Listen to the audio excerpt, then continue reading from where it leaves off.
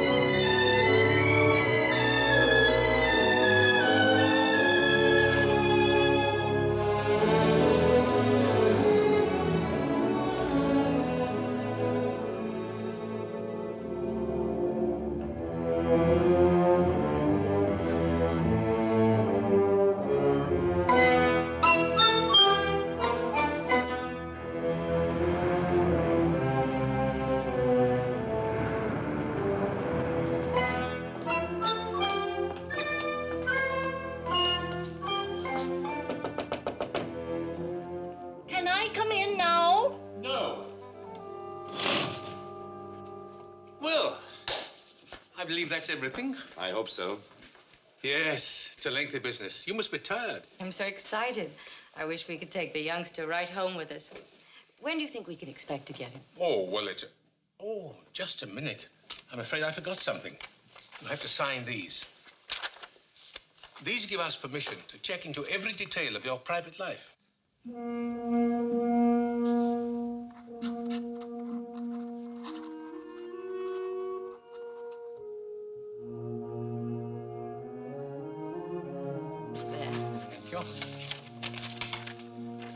Thank you.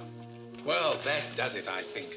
I'm sorry to have kept you so long, but you understand that we must be most careful.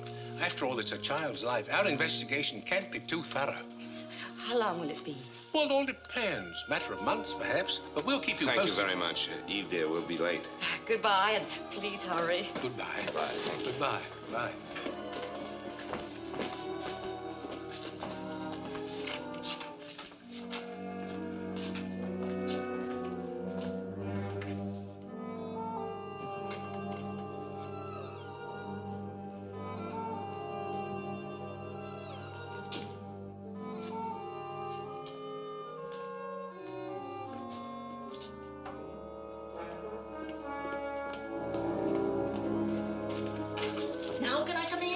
Oh, yes. Interview report to the directors. Names of applicants, Harry and Eve Graham. She is 32, he's 38.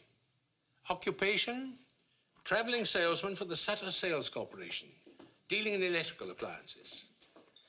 The company is owned by the Grahams and was started about 4 years ago. Mrs. Graham appears to be very capable. She handles the office work. Mr. Graham covers the Los Angeles area, where they hold a sales franchise for a deep freeze concern. Their income, presently about 20,000. Married 8 years. You don't need to wait for me. I'll straighten up. Yeah, I tried that once before. Nearly lost my job. You and your cleaning up. Well, go on, go on. You're not disturbing me one bit. Mrs. Graham is unable to have a family. Her problem is of undetermined origin. But we'll check several physicians who have examined her during the past 8 years. They will take an older child, 4 or 5 years, of either sex. From the preliminary interview, it's my opinion they would make fit parents, but something bothers me about Mr. Graham. He seemed impatient during the interview. A chip on the shoulder sort of attitude. He behaved rather strangely when signing the permission to investigate form. Perhaps this is my imagination. I'll report further when I visit the Graham's home for the customary inspection next week. Phew. Well, that's that. If all the others was like you, there wouldn't be any babies given away in this state at all. Why are you such an old fuss budget, huh? If you had made a mistake once, you wouldn't want to ever let it happen again. Not where a child is involved. No. Well, goodbye, dearie. Eve Graham. To Sutter Street and Harry Graham.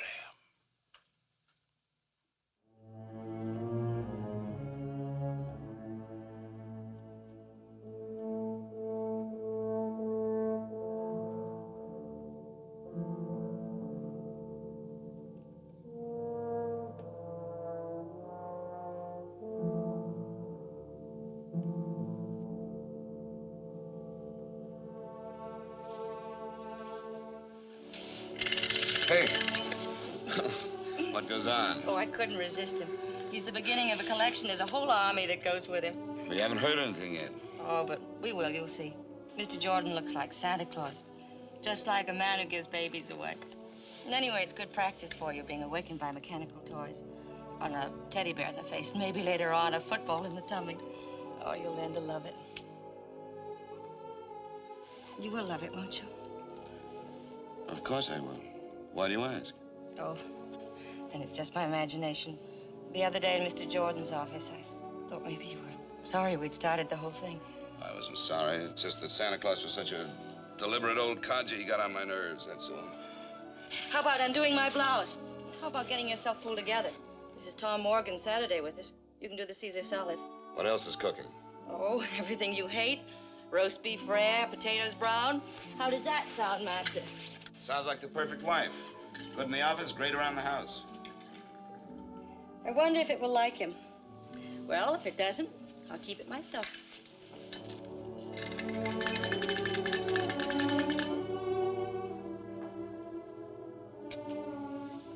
I remember other Saturday afternoons when it was always like this. A long time ago.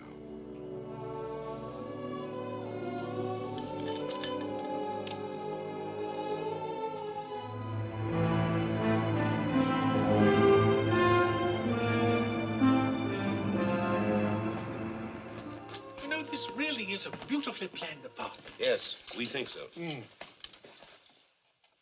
Oh, immaculate. You sure you won't have something? A Coke? Could I have a glass of milk instead? Yes, surely, sir. Thank you. My stomach, my work, all the tension. If you don't mind my saying so, Mr. Jordan, I think you take your work much too seriously. It's not worth it. I think it is. By the way, we've begun our investigation on you. Oh? How's it look? Everybody speaks very highly of you. But? I've been a salesman too long not to recognize sales resistance when I see it, Mr. Jordan. I have a feeling you don't want us to have the child. Oh, I wouldn't say that. Thank you. Well? Am I right? I don't know whether I do or not. At least not yet. I understand you spend a great deal of time in Los Angeles on business. Yes, that's right. Then perhaps you could give me the names of some of the people down there with whom you work. Oh, it's all routine, nothing more than that. You're very conscientious, aren't you, Mr. Jordan? Well, I'll drop you a line and refer you to lots of people in Los Angeles. There's something else about me I think you should know. I have a small mole on my right shoulder. Would you like to see it? Oh, Mr. Jordan, I'm sorry I'm late. That's all right. I was early. What are you two doing in the kitchen? Mr. Jordan's been looking us over. I've seen your home. It's pleasant. Very pleasant indeed. Won't you stay for dinner? Oh, thanks. I can't. I have to get back to the office. Lots more paperwork to do there. I'll see you to the door. Oh, thank you. Goodbye, Mr. Thank you, Mrs. Graham. Thank you.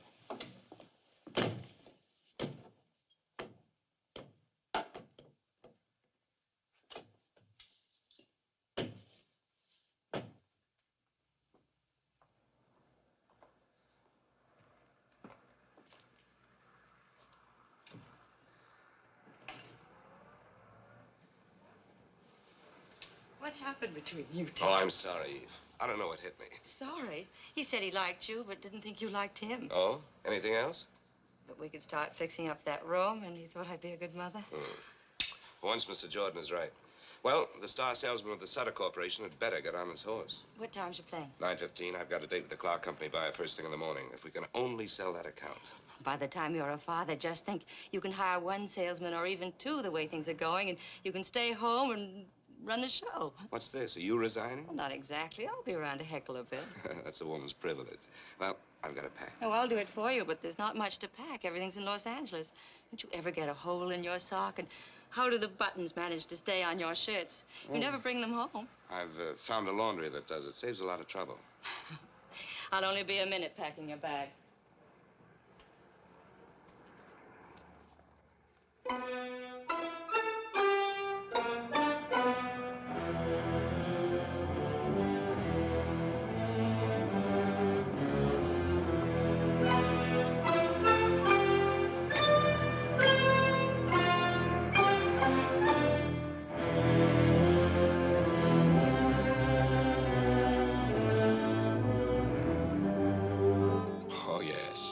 I know Harry Graham very well.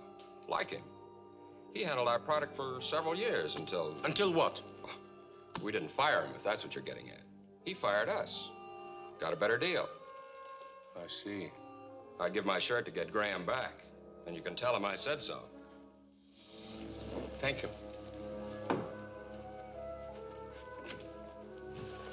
Thank you very much.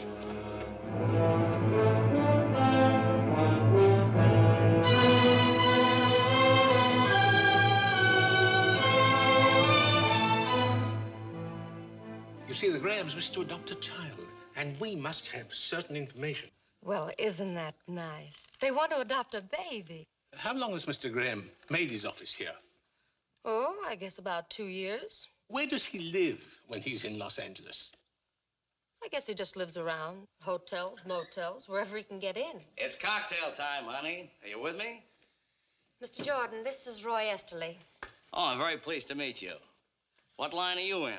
Mr. Jordan is getting some information on Harry Graham. Oh, Harry's not in any trouble. Mr. Jordan's not a cop. I'll tell you later. Okay, sweetie. You fill him in on Mr. Exclusive, and when you get through, come on back and have a little chat with me, huh? Excuse me, but could I ask you a few questions? Why, sure.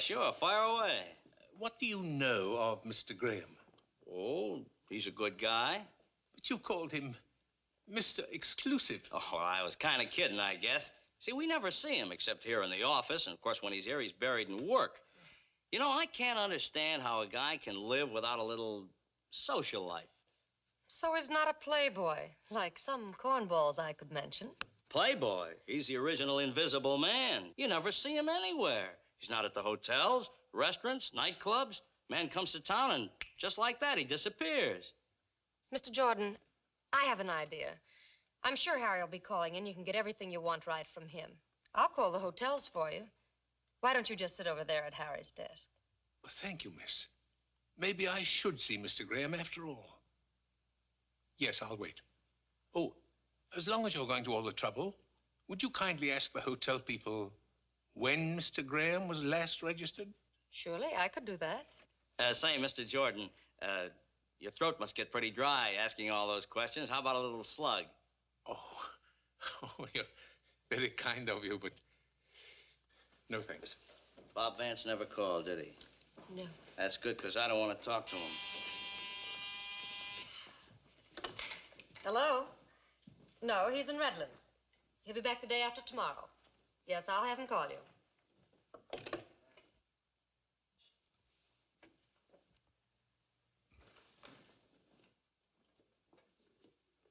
Harrison Graham.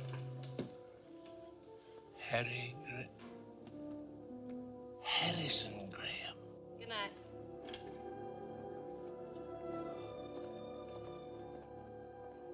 You've really got Harry Graham on your mind. I'm sorry it took so long, but the hotel's had a check.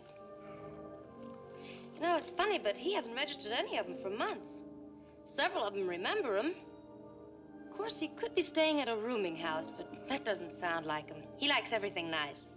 You're very kind. I'm sorry for all the trouble. Oh, the way. Is Mr. Graham known by any other name than Harry? No, his name is Harry. Look, Mr. Jordan, he was in yesterday, and I know I'll be hearing from him soon. Give me a number, and I'll have him call you. Or maybe you've gotten everything you need, huh? No, not yet. Excuse me, it's that board. Oh, thank you. Graham. Harrison Graham. 132 Brinkman.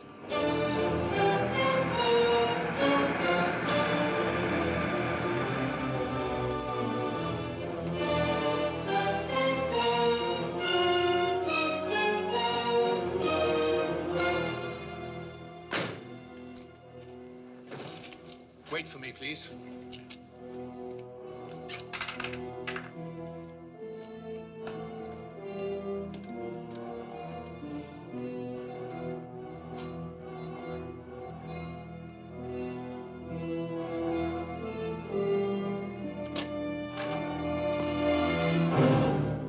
Good evening. Hello. Aren't you a little off your beat? Well, I was coming to Los Angeles anyway for a meeting tomorrow. I'm reading a paper at a welfare convention. Oh, how nice. So while I was here, I've been doing a little checking up on you. Tell me, why are you listed in the telephone book under Harrison Graham? Harrison Graham's my real name. Oh, you changed it? Some time ago. I thought it sounded a little formal, if you know what I mean. Yeah, but in San Francisco, you're listed as Harry. The phone company got it mixed up. Look, I'm dead on my feet. I just got home from work a couple of hours ago. Suppose we meet for lunch tomorrow. Maybe we can learn to get along. Well, I'm busy tomorrow, but I'm sorry I bothered you. But after all, it is my job. I understand. Yeah. Good night. Good night.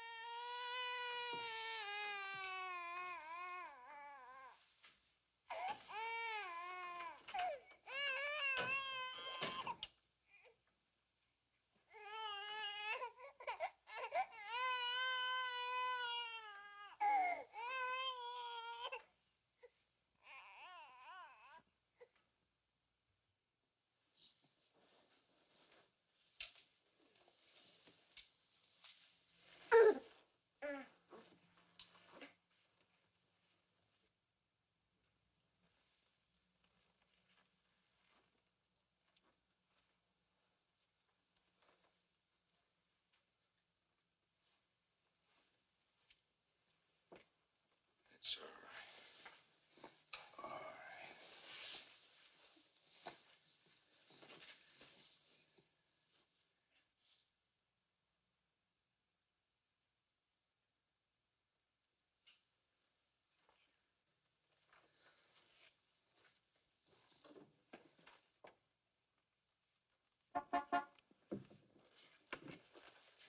Pay him off. Tell him to go. You'll wake them both up. My wife's sick, too. She's in the other room asleep. She's been up with the baby 2 nights in a row.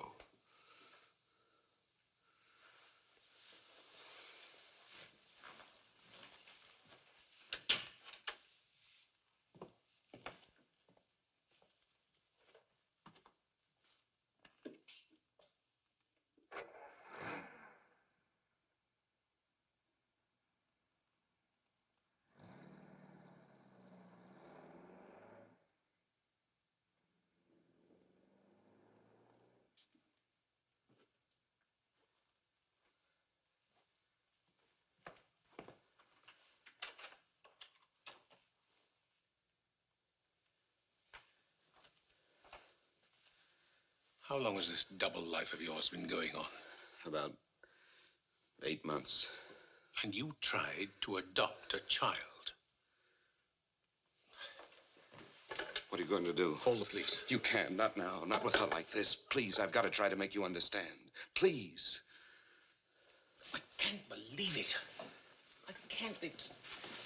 How could a man like you, successful, admired, get into a position as vile as this? How? I don't know. I don't know how. Loneliness, I guess. Have you ever spent half your life living in hotel rooms, eating in restaurants with only a newspaper for company, walking the streets, looking for a movie you haven't seen? Well, that's the way it was one Sunday afternoon when I was stuck in Los Angeles. Couldn't get home to spend the weekend with Eve. I called her, but we didn't talk about us. She was in one of her executive moods, career woman. You've never seen her that way. She's different now. Anyway, when I got off the phone, I was twice as lonely. I felt as if the walls of the hotel room were closing in on me. So I decided to go out for a walk. Some men on the road escape their loneliness with women who are easy to get. But that didn't work with me. In all the years of my marriage, I never looked at another woman. Eve was my whole life. Yet, sometimes in those years, I felt a distance between us which was more than miles. When we found out we couldn't have children, Eve was bitter, restless. It was my idea coming into the business. She caught on fast. So fast, she doubled our sales in no time. And our marriage, well, it became a business partnership. So on that particular Sunday, my aloneness was like a pain. Visit that fabulous Beverly Hills. It's only $3.25 including tax. And we'll give you something to talk about when you get back to your hometown. Hey, folks, the tour is just about ready to leave. See the homes of all of Hollywood's greatest movie stars. Visit that fabulous Beverly Hills. It's only $3.25 including tax. And it'll give you something to talk about when you get back to your hometown. I liked movies, though I really didn't care where Clark Gable lived. But here were people going someplace, and I went along with them. Hey, folks. Ladies and gentlemen, this is glamorous Beverly Hills. Here are the most beautiful homes in the world, where your favorite stars of screen live and play.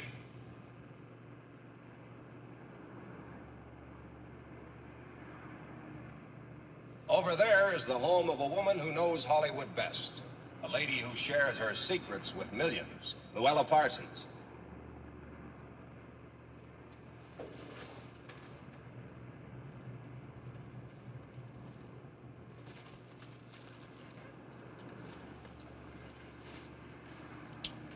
Thanks. Here we are.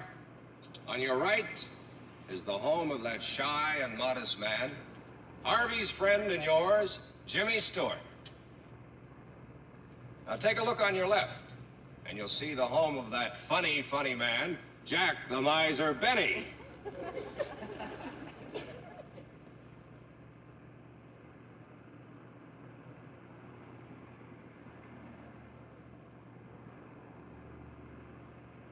Behind that big hedge over there lives a little man who is Santa Claus to the whole world, Edmund Gwenn. Remember Miracle on 34th Street? Oh, that was a wonderful picture. Did you see it? You missed something. I'd like to know where my favorite mule, Francis, lives. What's that? Oh, excuse me. That's all right. Haven't you any interest in how the other half lives? No, not particularly. I'm just crazy about bus rides. Gives me a chance to get off my feet. And here is a home of a man who's good with the jokes and a genius at the piano, Oscar Levant. Oh, I heard him play a Gershwin concert once. He was just great. What is this, the story of your life?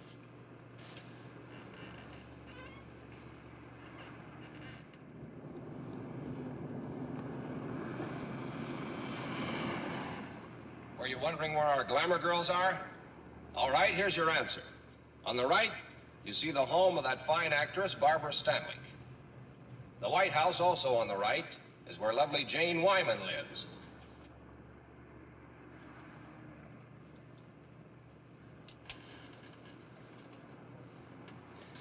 You know, you just like me for my lighter, that's all. I could give up smoking. Thanks. Don't mention it. If this is a sample of your work, you're not very good at pickups. I know. I haven't had very much experience at it. This is the first time I ever tried to pick up a girl. Oh, gee, that's too bad. I should be better at it. How's that? Well, I'm one of those terrible fellas that frightens the farmer's daughter, you know. I'm a traveling salesman, only a kind of backwards one. Yeah, you could use a few tips, like, I'm sad and lonely, just want someone to talk to. Don't know any nice girls in this great big town. How about a few laughs? You know, I wanted to say all those things to you just now, only on the level. Thanks, Coach. Do you mind if I sit here? Well, there's not much I can do about it. You're here. You know something? I was a farmer's daughter once. Really? Yeah. I don't know what it is, but you don't scare me at all.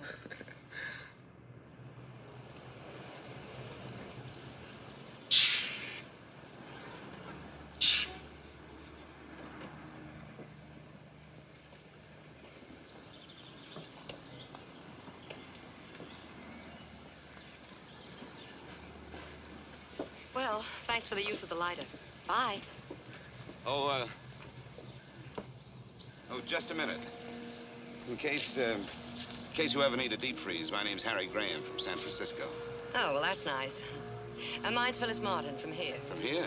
This doesn't look like very good farmland. You told me you were a farmer's daughter. Yes, well, that was a long time ago. Oh. Thanks. Oops, doesn't work. Well, remember me to Jack Benny. And there's something else you should know about traveling salesmen.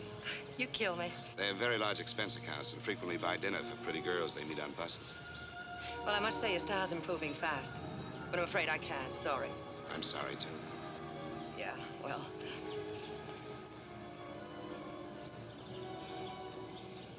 Do you like Chinese cooking?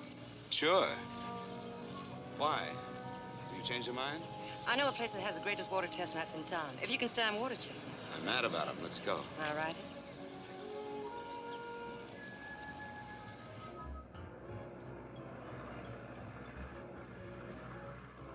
Early American Chinese. You're gonna love it.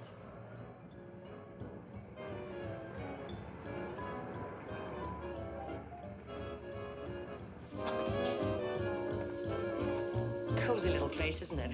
Do we have to eat here? Oh, yes, it's a must. Now, why don't you relax and I'll be back in a few minutes, huh? Hi, Sam. Good evening, Miss Martin. Good evening, sir. Will you take care of the gentleman for me? Right this way, sir. I'll have a drink at the bar while I'm waiting for the lady. Good.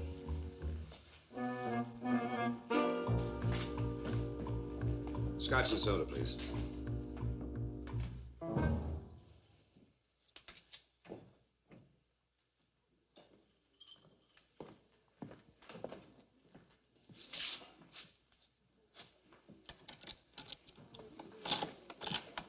Here you are, sir. Oh, thank you.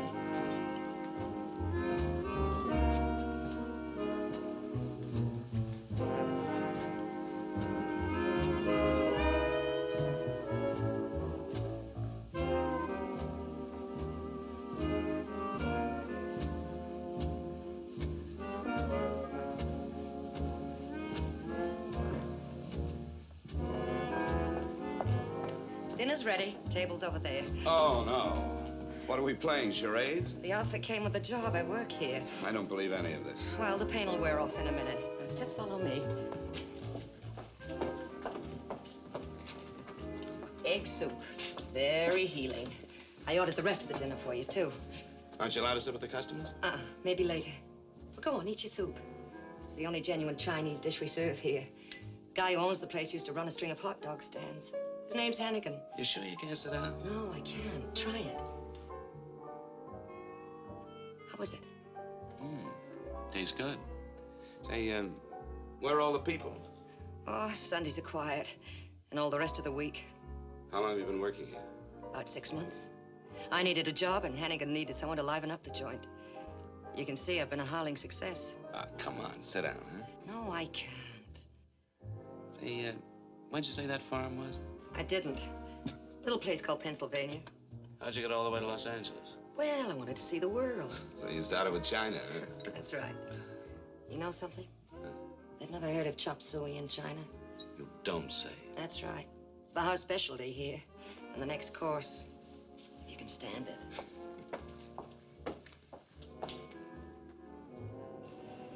This isn't as nice as Barbara Stanwyck's, but it's closer to my work. Here, let me. Oh, thanks.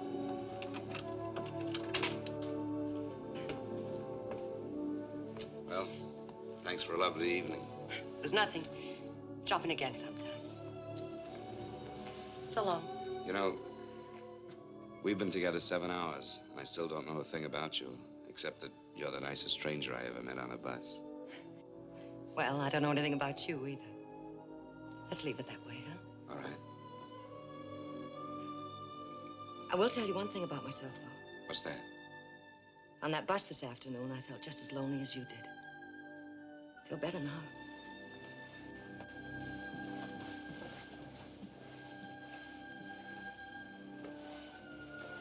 I guess all traveling salesmen aren't alike, huh? Some of us are quite harmless. Yeah, you're kind of special. Good night. I never expected to see Phyllis again. But I knew I'd remember this day when 2 strangers helped each other through a lonely Sunday. I felt good again, not very sleepy. We're ready with your call to San Francisco. Yes, thank you, operator. Eve? My, 2 calls in one day. Well, never mind, darling. This is deductible business. Monkey business. I cheated on you today. I thought you should be the first to know. Haven't you heard the wife is always the last to know? I'm serious. A beautiful brunette, all curves and soft shoulders. Oh, how wonderful. I hope you'll be very happy together. What kind of talk is that? Aren't you even jealous? You won't spoil my sleep one bit. You're mighty sure of me, aren't you? Very sure of you, my darling. She wasn't really beautiful, just nice. Kind of a funny little mouse. Don't you want to know how I made out? Oh, I forgot. I heard that Duff's may open 3 more retail outlets in Los Angeles County. Got a pencil handy? Better write down this name and address. Are you listening? Here it is. He's the merchandise manager. Yes, I'm listening, Eve. I've got it. I wish you were here with me right now. I didn't even touch her. Touch who? You know, the funny little mouse. What a shame. Better luck next time. Harry, I got a special delivery from Mother today. Oh? What's the news? Father's quite ill. Nothing serious, I suppose, but I'm a little worried. I wouldn't worry, darling. I'm sure he'll be all right. Eve, I've got to make the rounds. I'll call you in a couple of days. Good night. Night.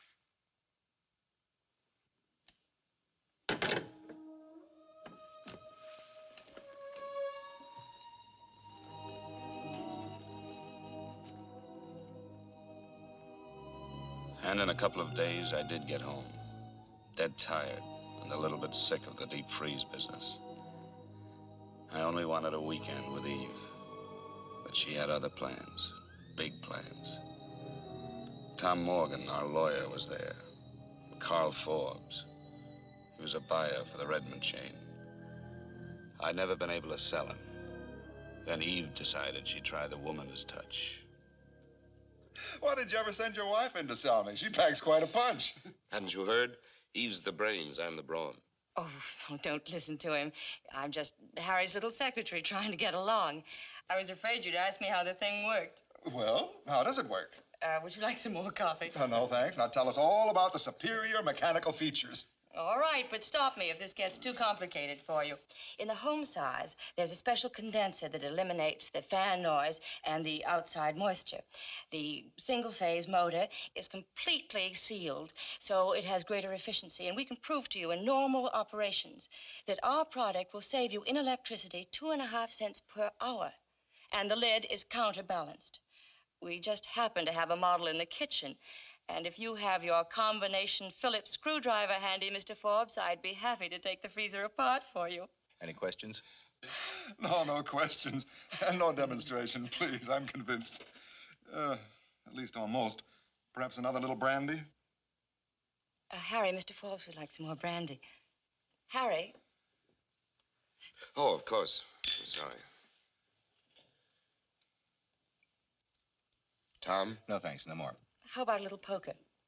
The evening's so nice we might play on the terrace. I'm afraid of you, but I'm game. Me too. Oh. Come on, Harry, let's have at it.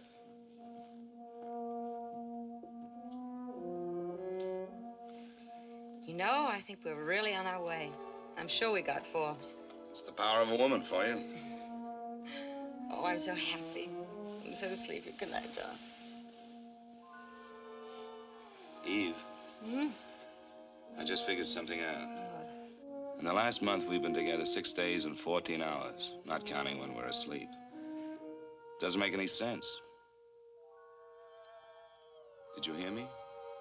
6 days, 14 hours.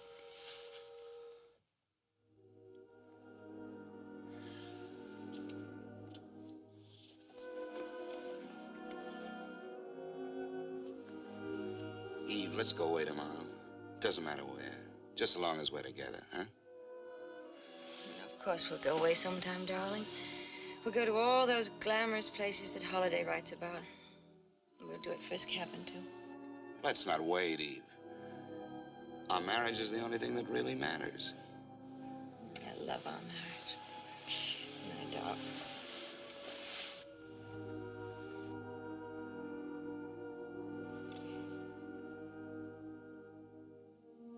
So I hit the road again. When I got back to Los Angeles, I found myself dropping into the Canton Cafe. 1 tea coming up, rice cakes, and your fortune free. Shall we go? The decorations are terrible, but the service is great. Oh, come on, sit down, huh? Just for once. You want me to lose my job? Oh.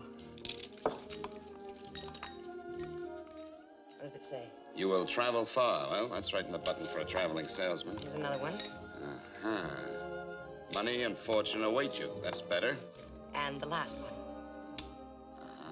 Dance and the world dances with you. Wow. Things are warming up. Do you like to dance? I don't know. It's been a long time. Well, do you want to take a chance with me? All right. When you finish tonight, where'll we go? Oh, why don't we stay here? It's so romantic. You're a little character. Miss Martin, over there. Sorry. See you later. That night we danced. There were other evenings with Phyllis, too. We asked nothing of each other. I had never kissed her. Never touched her. Just being together was enough. But all the time, I suppose we were fooling ourselves. Ready? Good night, Sam. Good night. Good night. Thanks. Well? Phyllis, tomorrow's my birthday. Do you want to have dinner with me? Help me celebrate? I'd love to. And tomorrow's my day off. I'll pick you up at 7. Sure you haven't anything better to do? I'm sure. Okay. Phyllis.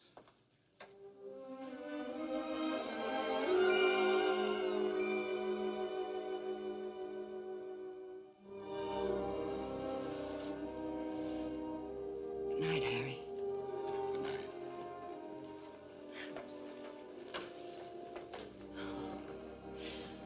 See you tomorrow then, huh? At 7.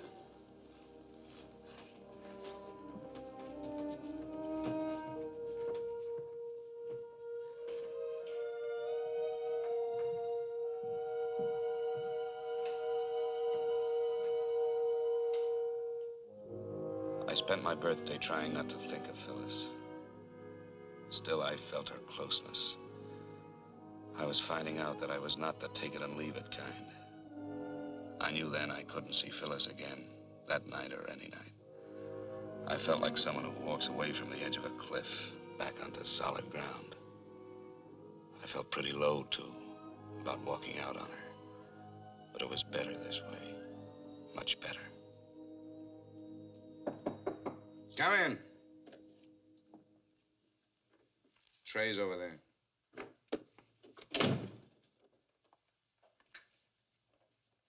Not much of a way to spend your birthday.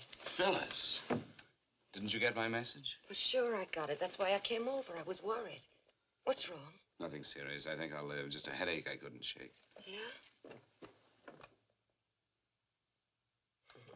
Feels better. Lots better. Oh, I brought you a birthday present. It's nothing much. Just a Cadillac. Well, don't you want to open it? Sure, I'll open it. A bit flashy, but I thought you'd like it. Smells good. I do like it. Thank you, Phyllis. Well, I may as well put a gift to work. Just close your eyes now. We'll take that headache away.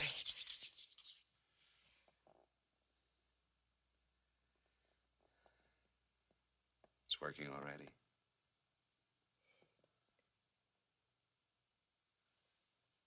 Any happy returns?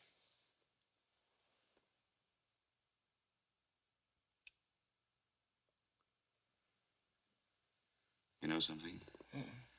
The headache's all gone. We're going to have that dinner after all. Oh, no, we're not going anywhere. You're going to take it easy. Lady, you have healing powers that are miraculous. I can already hear a soft piano, champagne corks popping, and I know just the place we're going to. We're going to Acapulco. You're crazy. Yes, and I need a shave, too.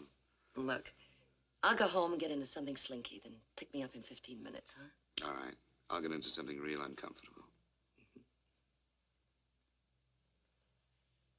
You kill me. See you.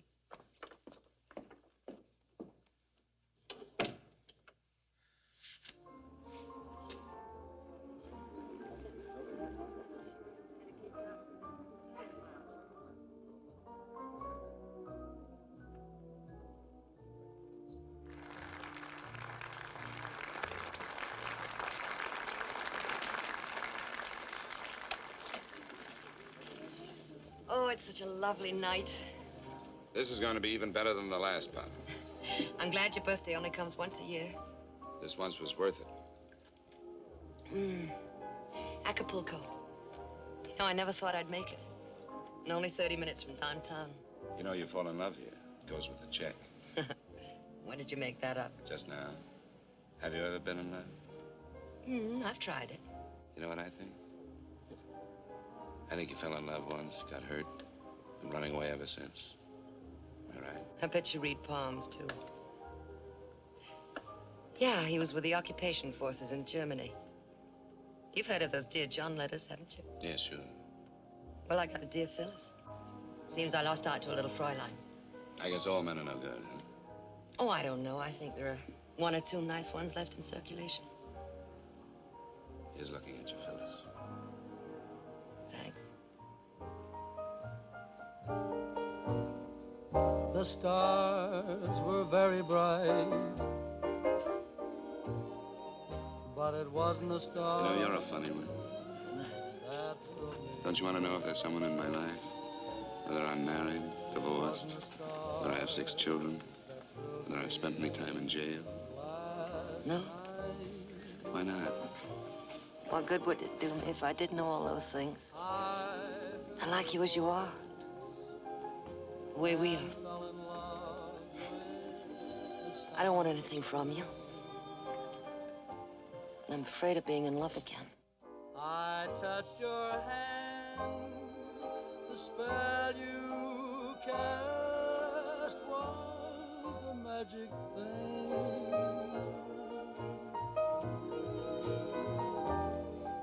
We watched the moon in flight, but it wasn't the moon that thrilled me. wasn't the moon that brought such delight. I felt a thrill so new the moment I kissed you. Heavens faded from sight. No, it wasn't the stars, and it wasn't the moon. You know, I'm going away again tomorrow. Tomorrow's a long time off.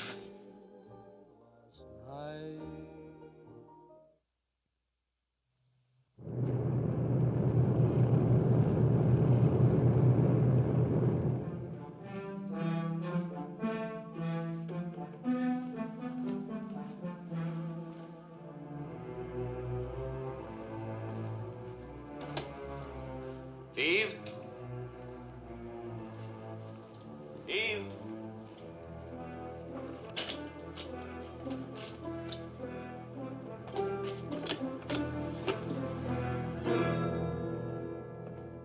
Eve. What's wrong? Darling, I'm so glad you're back.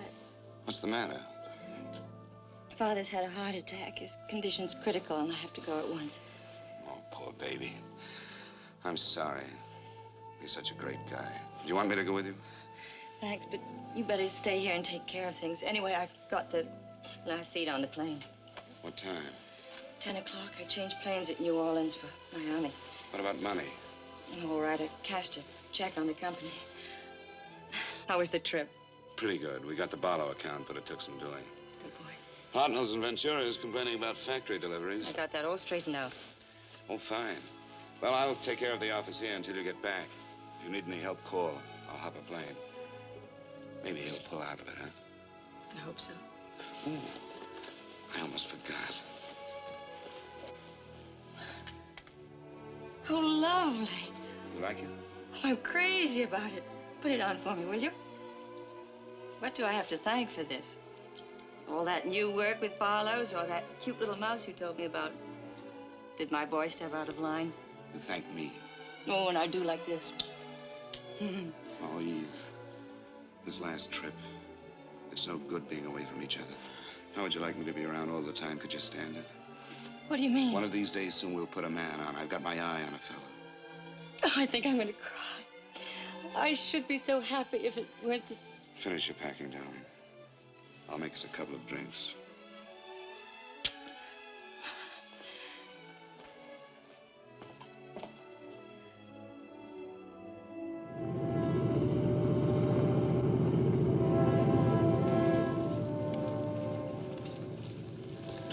I've been thinking about something. What was that? How about your being here with me all the time? I didn't realize home meant that much to you. I've been so wrapped up in the business that I thought you liked things the way they are, traveling around and meeting people. I did, but I've had it. Now I want to stay put. And I was wrong about something else, too. Wrong?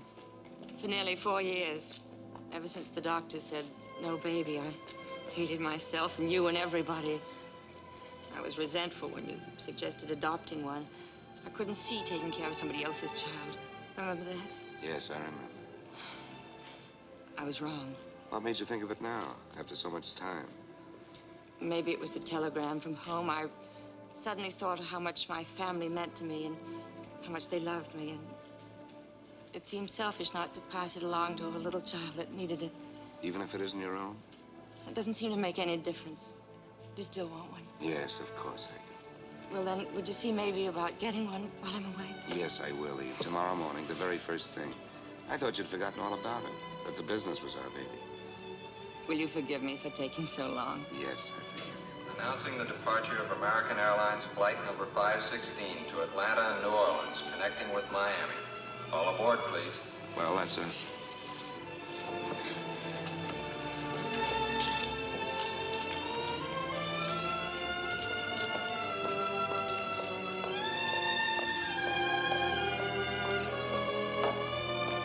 So that's how I first crossed your path, Mr. Jordan.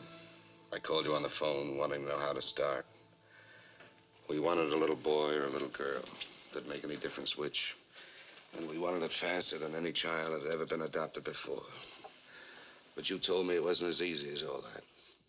And how right you were. Yes. You wanted a ride, roughshod, over all our rules. Now, what changed you? What happened after that? I stayed close to the business, except for 3 flying trips to Florida. You see, Eve's father had improved, but it took a lot out of her mother. She collapsed. Went on month after month. There was nothing Eve could do except stay there. It had been over 3 months since I had seen any of our accounts. And the business showed it. I had to make the rounds. I did my work. I didn't see anybody but the customers in Los Angeles. Of course, I thought of Phyllis. I wanted to see her. But not the way I saw her the last time. Anyway, before I left town, I dropped in at the Canton Cafe.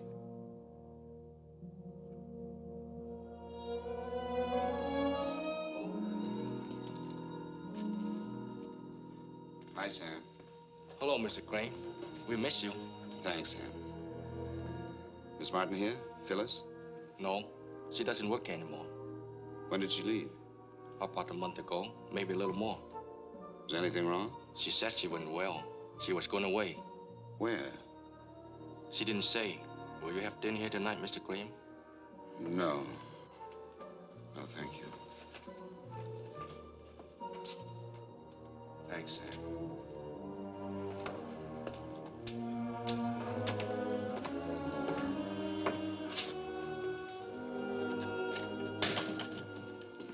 Yes?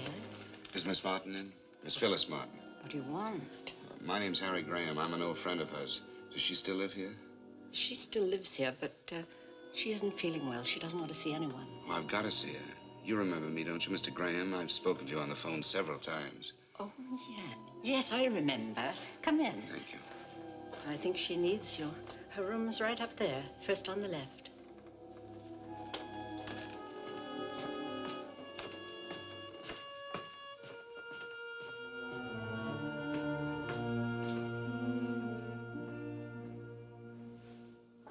Come in. Harry. Hello, Phil.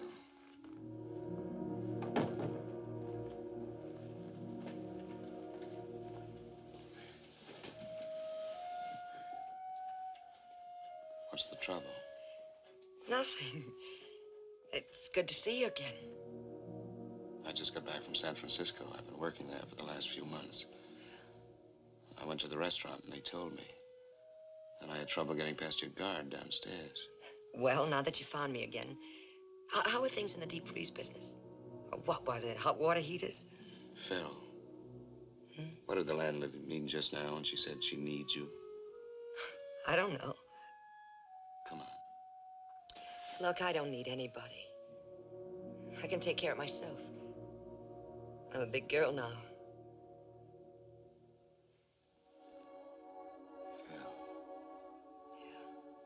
Was it that night? My birthday? It's yours, if that's what you mean. I know. Harry, you don't have to do anything about it.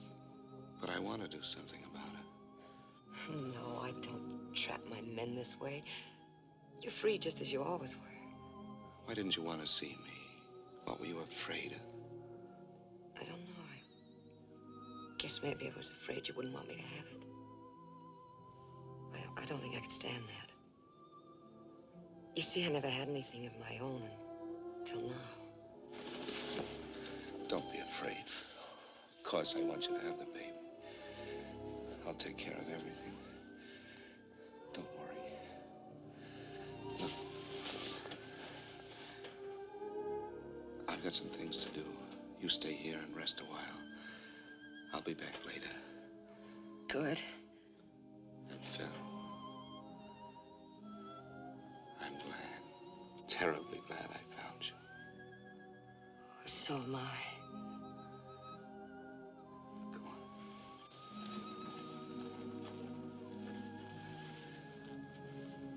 You get some rest.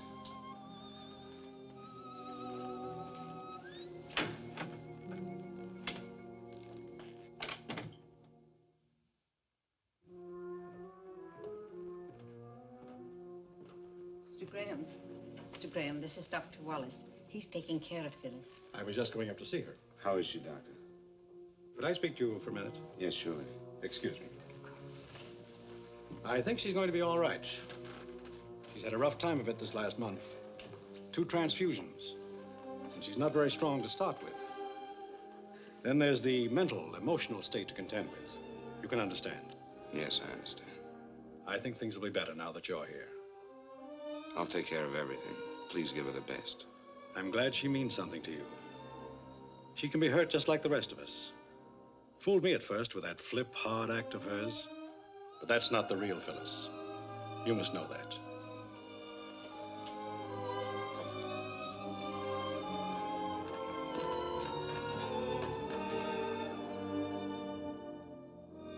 How can a man call a woman his wife for 8 years? Someone whom you love, who loves you. How can you call her and tell her that you must have a divorce? Worse than that, you've been unfaithful. You're going to be a father. How can you hurt someone so much?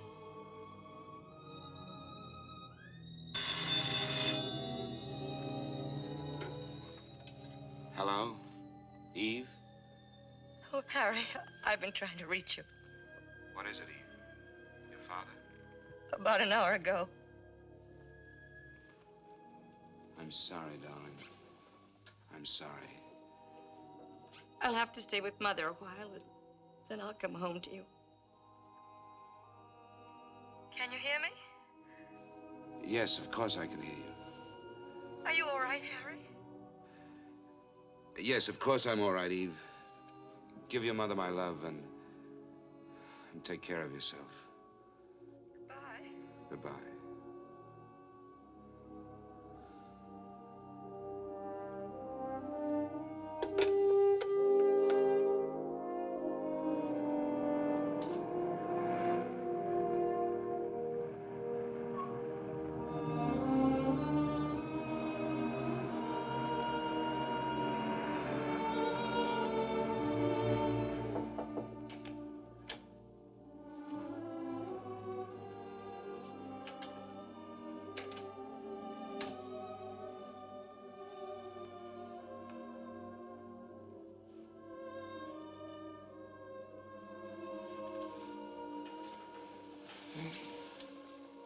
Hello, Phil.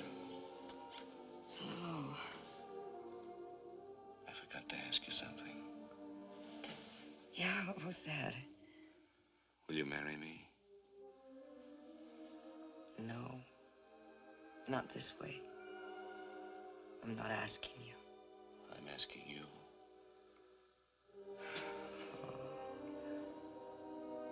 I hate to take you out of circulation like this. There must be a waiting line. There's nothing like that. And no one like you. Are you sure you want me? I'm sure. I do love you, Harry. And I'm so glad I do.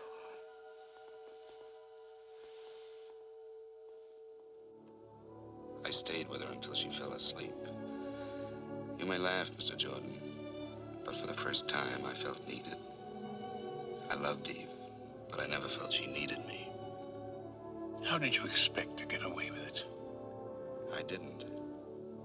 What did you do when Mrs. Graham came home a few weeks after your other marriage? Why didn't you tell her then? Wasn't that the plan? Yes, that was the plan. That was also the time when you came in again, Mr. Jordan. Will you have some cream? Oh, I have been away a long time. I never take cream, remember me? I'm sorry, I forgot. I have a surprise for you.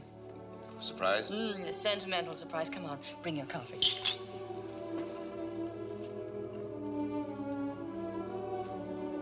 Eve, there's some things we've got to talk about. Father wanted you to have this watch.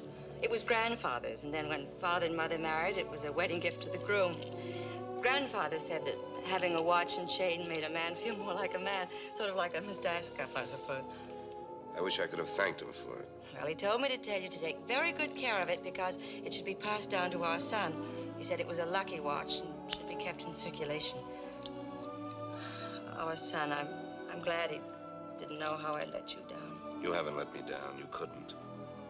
Yes, I did. When I learned I couldn't have a child. And that's when I became the little efficient white-collared girl. I forgot some things. You didn't forget. Maybe I became the absentee husband. Wanted to show the business world we were smarter than the rest. And we did show them. Listen, Eve. Come on. I've got another nice surprise for you.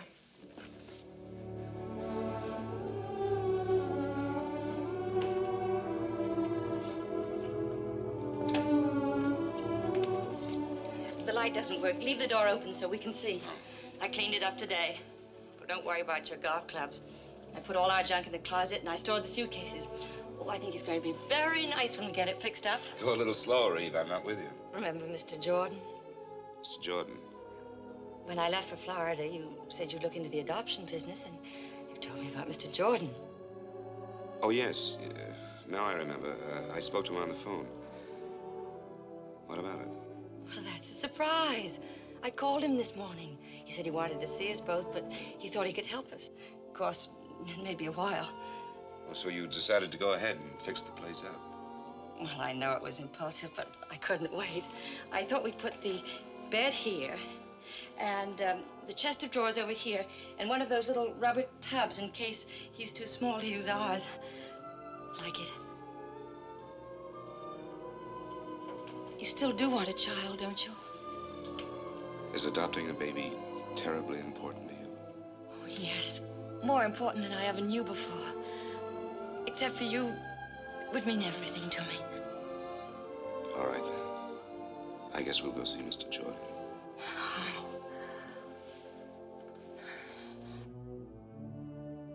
So that's how I crossed your path once more, Mr. Jordan. What was in your mind? Did you think you could live this life for a lifetime? Well, when I realized how much a child meant to Eve, I decided to help her by staying married until the baby became legally ours. Then I'd get out of her life. I must say, that was both a gallant and a foolish scheme.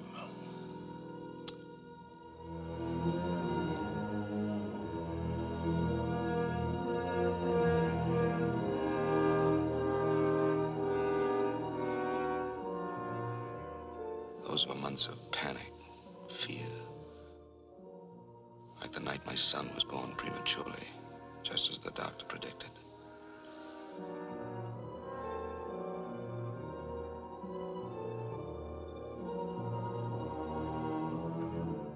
Mr. Graham.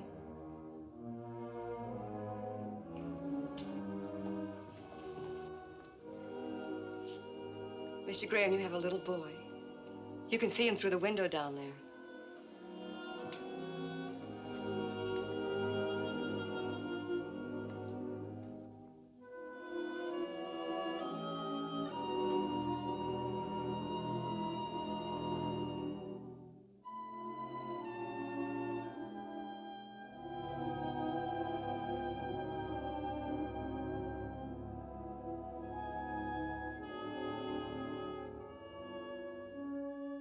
The axe began to fall one day not so long ago, when I'd just gotten in from San Bernardino. And I'd stopped by the office to clean up my desk. It was Eve's and my anniversary. I tried to get home, but I couldn't make it.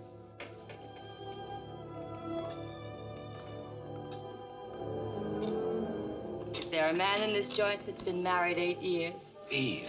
Don't look so shocked. I'm your anniversary present. I almost didn't find you. I called all the hotels you've ever stayed in. Where are you staying? Oh, I'm not. I just got back from San Bernardino. Did you get my flowers? Oh, I didn't wait for that. I got your wire and decided something should be done about it, so here I am. Aren't you glad? Of course I am. I was just about to call you. Oh, never mind that. How about closing up the store and buying me a dinner? You bet I will. As a matter of fact, we're doing so well, I'll put it on the expense account. Let's get started on our 9th year.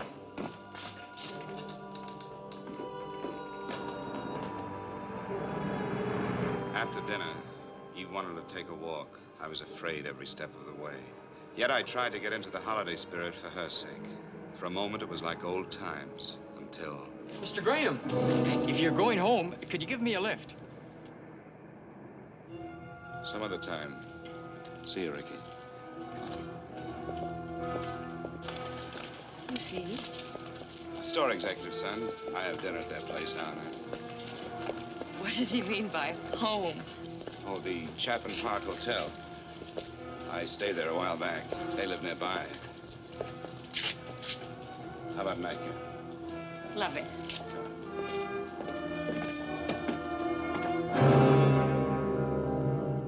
After I put Eve on the plane for San Francisco, I came home to Phyllis and more of my insane double life. I was beginning to act and think like a criminal, afraid to be found out, yet sick of deceit and lies. Hello, Phil.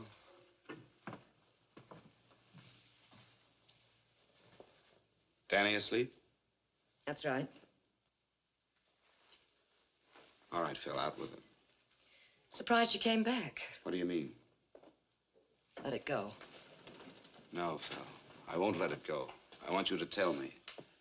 All right. If you must know, I'm feeling a little cheap, that's all. Ricky.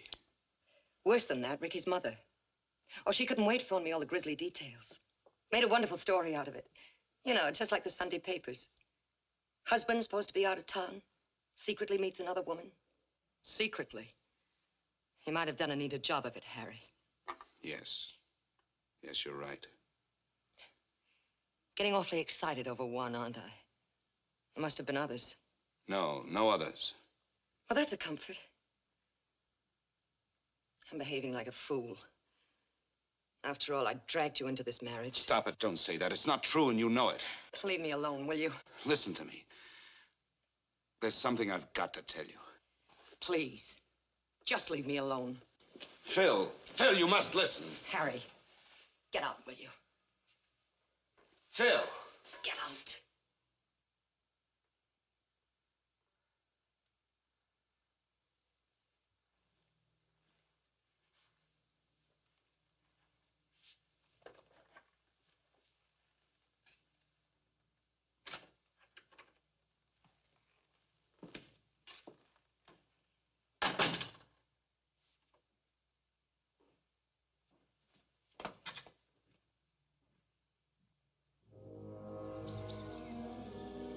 I stayed at a hotel that night. Made a date to see Phyllis the next day. There were things we had to talk about. She said she'd meet me in the park near the house. It's hard to explain my thoughts as I sat there. I had my way out. Now I could put an end to this nightmare. I loved Phyllis and her child. I didn't want to lose them. And I hated to bring them pain.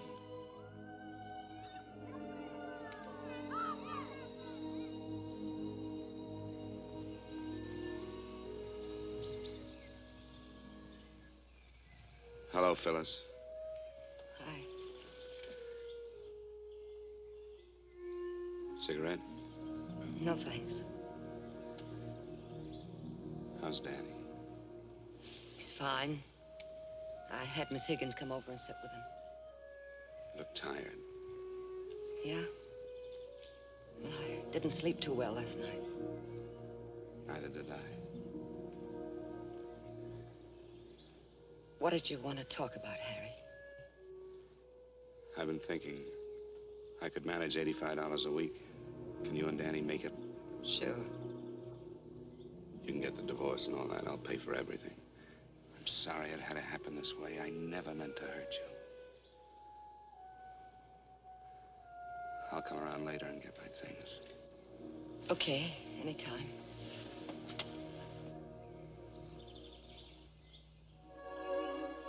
Goodbye, Phil. Goodbye.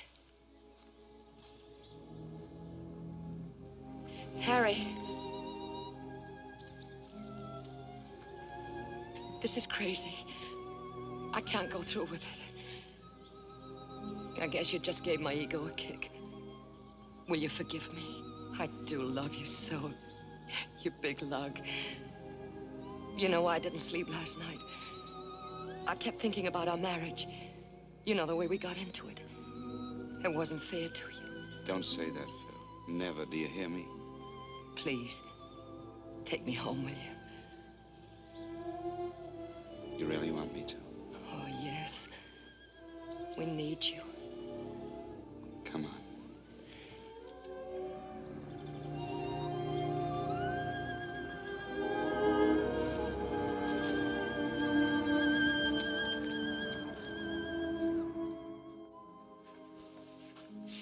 So you had your out and couldn't take it.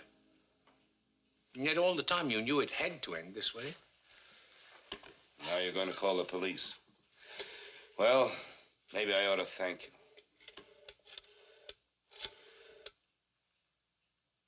I'd like a taxi at 132 Brinkman Street, please. That's right, thank you. I'm not a policeman. It's not my duty to do anything but see that the juvenile wards of the state of California are given decent homes. I'll pick up my taxi outside.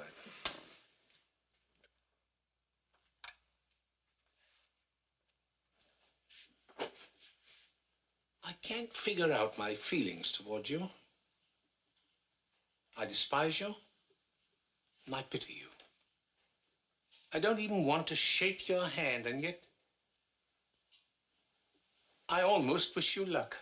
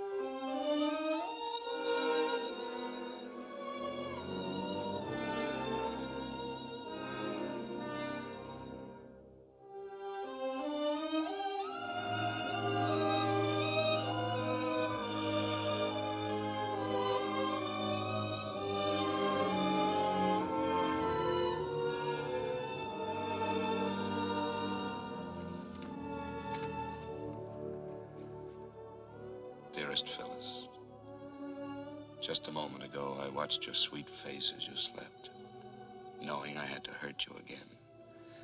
And when I tried to say goodbye to Danny, it was almost unbearable. I cannot expect you to understand what I'm about to tell you.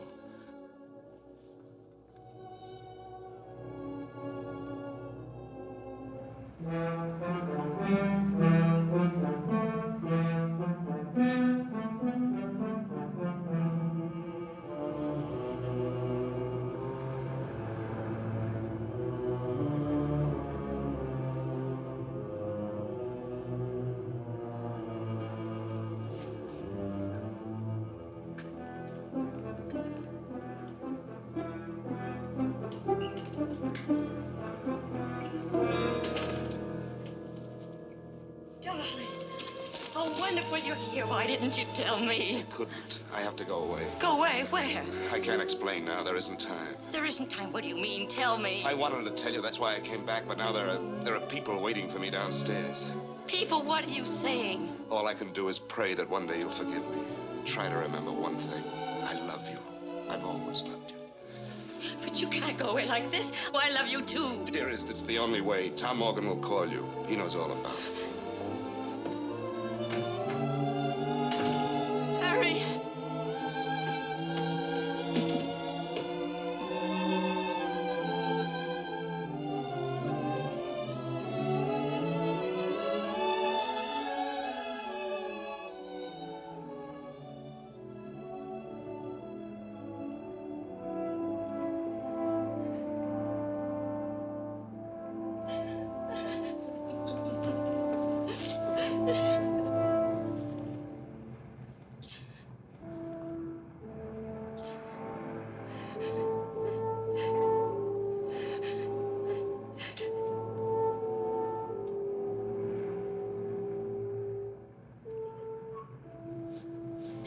Harry.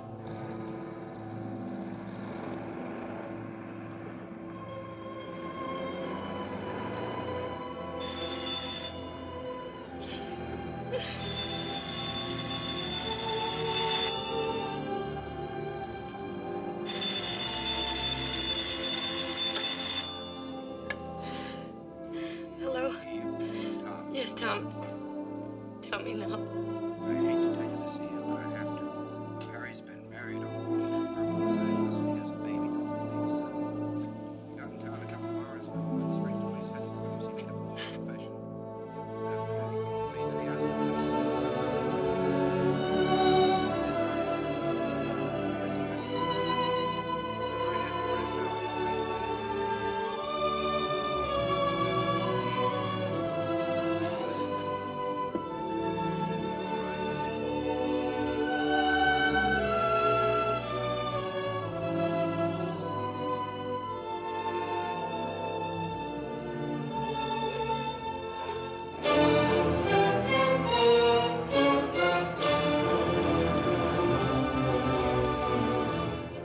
Harry Graham is in no sense a hero, certainly.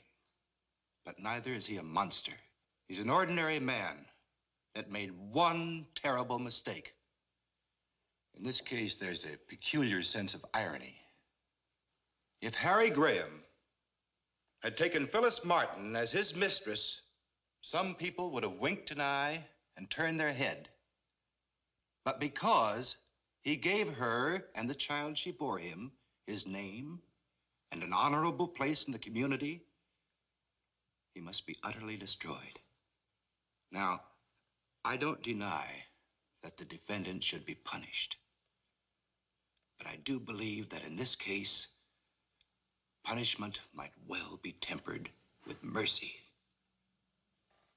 Thank you. As the prosecutor has pointed out, there are many bigamous marriages going on that nobody knows about.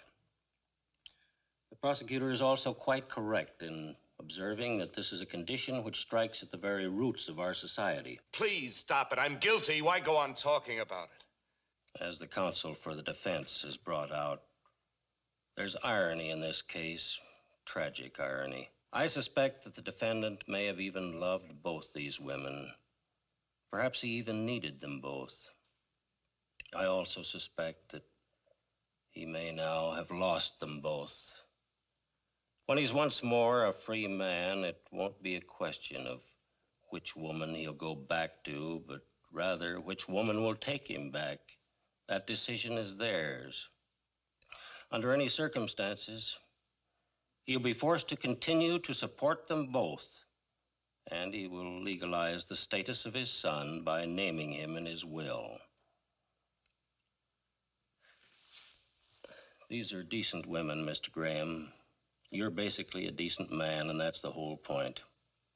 When a man, even with the best intentions, breaks the moral laws we live by, we really don't need man-made laws to punish him. He'll find out that the penalty of the court is always the smallest punishment. Sentence will be passed for this court 1 week from this day at 11 a.m. The court is adjourned.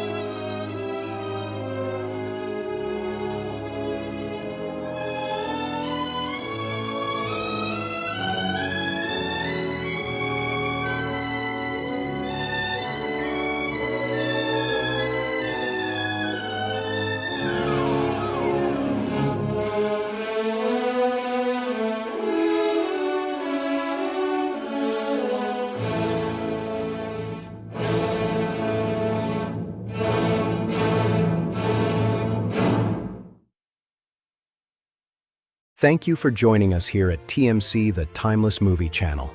Your passion for these classic stories is what keeps the magic of cinema alive. From the silent era to the golden age, we're dedicated to bringing you the very best of film history. If you love these timeless masterpieces as much as we do, make sure to hit that subscribe button. Stay tuned for more cinematic treasures. See you at the movies.